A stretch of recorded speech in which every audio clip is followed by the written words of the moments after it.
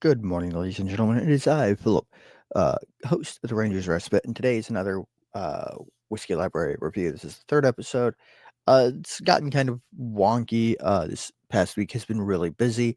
Managed to completely destroy my intended schedule before even a week had passed, but I'm going to get back on this. I'm going to keep this going, especially since I have a little bit more free time now than I did before.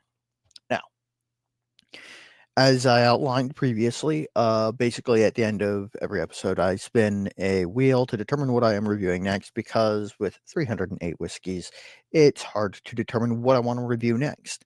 And that does not include any samples that I have that are either potentially media samples or that I've exchanged with my co host from the Single Malt Frontier. Doug, there's going to be a link in the description. If you would like to learn more about American Single Malt whiskey, that's the place to do it. But to streamline things, instead of spinning the wheel ahead of this episode, because there wasn't a last episode, um, I went ahead and spun it, and I got, ooh, my lighting is really bad today. Balcones Lineage, which is an American single malt whiskey. It is a product of Texas. It's 47% alcohol by volume, 100% malted barley, and I'm just going to read from the back. Balcones Lineage, Balcones Lineage Texas Single Malt Whiskey is an expression that pays homage to both traditional single malts that have been a significant inspiration to our craft, as well as our deep roots in the heart of the Lone Star State. Taking cues from two distinct approaches to maturation and malted barley, Lineage expresses our appreciation for the past while forging ahead to add something substantive to the ongoing conversation that is whiskey. Of course, if you don't know, Balcones is in Waco, Texas. The guy who does all the distilling is Jared Hempstead and his wonderful team. They do fantastic work, and I've done it again. Eventually, I will stop doing the thing where I'm like, oh yeah, I'll just grab a glass with my left hand, pour with my right, and then, you know, be stuck with the whiskey on the wrong side. Now,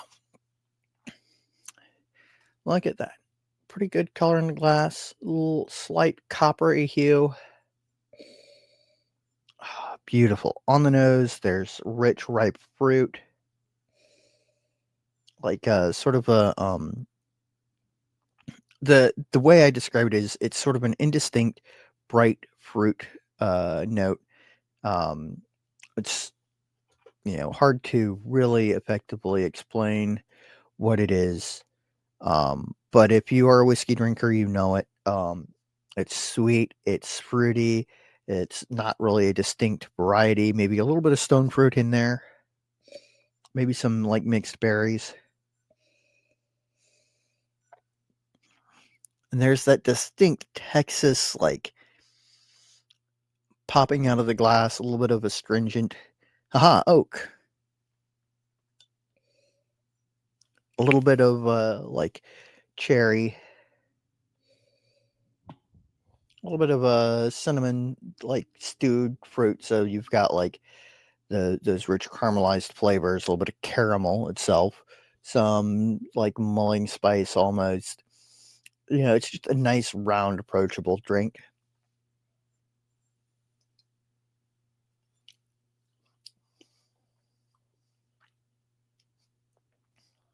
On the palate, there's a fullness to it that is like that nice core of Texas whiskey, oak, caramel, vanillins, a little bit of cinnamon and baking spices, a little bit of like slight, almost syrupy sweetness that coats the outside, a little bit of that red fruit, stone fruit, like not quite peaches, maybe apricots, some like almost like tart candy notes. Oh, beautiful, beautiful, beautiful, beautiful.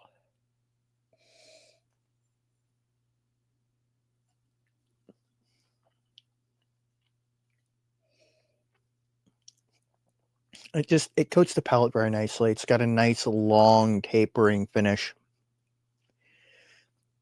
Again, really heavy, strangely, on this stone fruit note, and I don't always get that. But depending on what kind of day you're having, what you've been eating, etc., your palate can sort of change, pick out different things.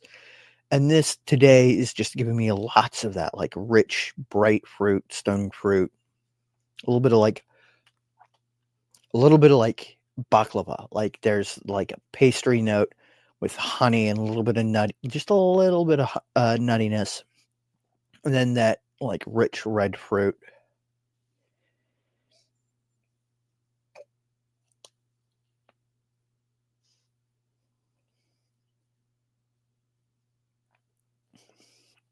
If if there was some smoke in there, specifically, okay, if there was like a touch of like floral,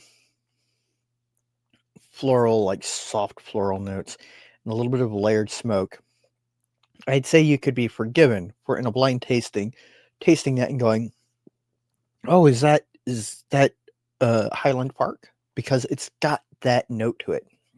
Fantastic stuff. Now, now that I've given some notes, I'll tell you what I think. Sort of my wrap up, my 3 questions that I ask with every whiskey review. Do I like it? Yes. I'm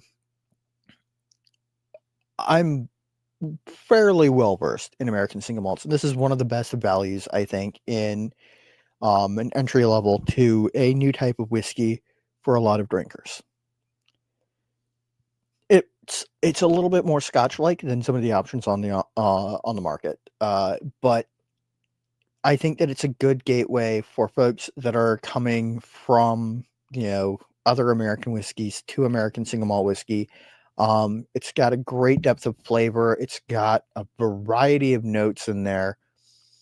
It's at 47%. It's enough that it's there and it lets you know that it's there, but it's not overpowering. There isn't a massive overpowering oak influence. I think that I mean I really enjoy it. Second question: do I think it's a good value? Absolutely. Like I think I accidentally already answered this. I think it's a fantastic value. I think it's one of the best values in like a beginner American single malt, or not beginner, but like a transitional, when you're used to drinking more scotch or more bourbon, because you can come from either direction to American single malt whiskey. I think this is a good bridge to American single malts. And it's a great place to start because Balcones is one of the guiding stars of American single malt whiskey. They've done a lot to really put their own mark on the category. Um, and the third question is, do I recommend it? Yes, wholeheartedly yes. If you see Balcones Lineage on a store shelf, I absolutely recommend picking it up, giving it a try. If you've never had an American single malt whiskey, it's a great place to start. If Even if you are someone who is really into American single malt whiskey, if you've never had it and you see it on the store shelf, I recommend picking it up. It is really good stuff. Um, and I think that it has a place on pretty much anyone's home bar. Um, and I think that's sort of one of the important aspects of whether or not I can recommend it is whether or not I think it has a place on somebody's home bar, regardless of what they drink, how much they drink. And I think this is a good bottle for just about anybody. And I think that wraps up my review, which means it's time to see what I'm reviewing next Monday. Because, not Monday, Wednesday, next Wednesday. Because as you recall, I said that I was going to do my Lost Lantern review just next Saturday. So this coming Saturday, you're going to get a review of the Rocktown Distillery Lost Lantern Single Cask 2024 number 12. Um, it's fantastic. I think I've already actually done a video review on it, but I'm starting over, and that's what the wheel selected, so that's what I'm reviewing. And with all of that said, let's see what we're reviewing next week. Oh, Uh, Lesson learned from last time. Muted account. Hopefully, hopefully that doesn't, somehow mess up. And we've got another interesting one. I think that we've hit some really interesting ones already, kind of spanning the breadth of my collection. Benchmark is an interesting bottle. It's I'll tell you all about it on Wednesday. Um, if you like what I do, I would really appreciate it if you would like, subscribe, uh, give us a comment. Tell me what you think about Balcones Lineage. And are you excited for my next review? Um, if, like I said, if you enjoy what I'm doing, this is currently what I'm doing. It's this and the single malt frontier. Um, in the coming week, I'm going to have some more stuff listed on my Etsy shop. If you would like to see more reviews, if you'd like to support my show, it's early days yet, but if you'd like to support it, my Etsy shop will be linked down below. And I'd really appreciate your support. If you want to learn more about American Single Malt Whiskey, the Single Malt Frontier also will be linked down below. Uh, it's a great show. We have a lot of really cool guests.